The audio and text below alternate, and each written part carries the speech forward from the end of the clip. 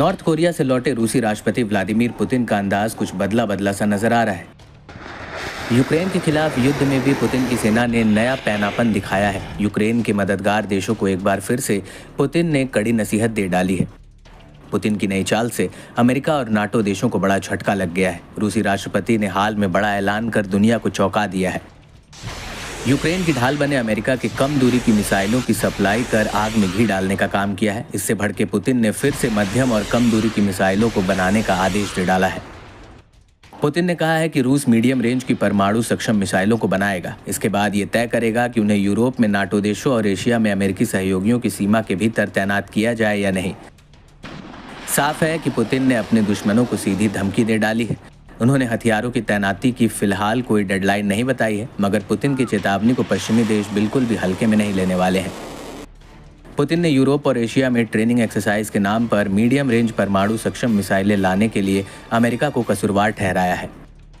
Putin की हालिया warning की टाइमिंग भी बेहद खास है और अहम मानी जा रही है। पुतिन ने यह ऐलान ठीक उस वक्त किया जब ब्रिटेन और फ्रांस में चुनाव शुरू होने वाला है, जबकि 9 जुलाई को नाटो देशों का जमावड़ा इकट्ठा होगा। दरअसल अमेरिका में नाटो की 75वीं वर्षगांठ पर एक कार्यक्रम होना है। इतना ही नहीं, नॉर्थ कोरिया के दौरे से लौटे पुतिन एक अलग तेवर में दिख रहे हैं।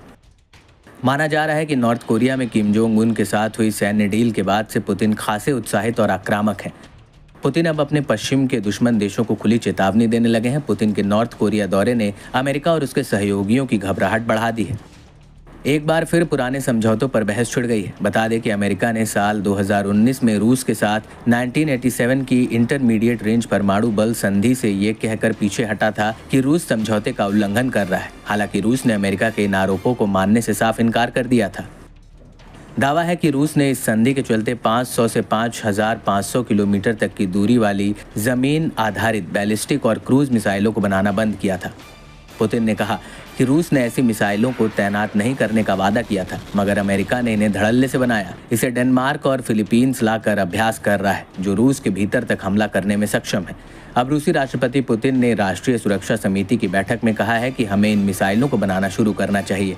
इन मिसाइलों को ऐसे स्थानों पर रखना चाहिए जहां से हमारी राष्ट्रीय सुरक्षा सुनिश्चित हो। ऐसे में माना जा रहा है कि INF संधि का अंत अमेरिका और रूस के बीच संबंधों की तनातनी में बड़ा कदम साबित हो सकता है। गौरतलब है कि इससे पहले रूस बीते साल न्यू स्टार्ट ट्रीटी से भी बाहर आया था, जो दोनों पक्षों के बीच परमाणु हथियारों को लेकर आखिरी समझौता माना जाता रहा है।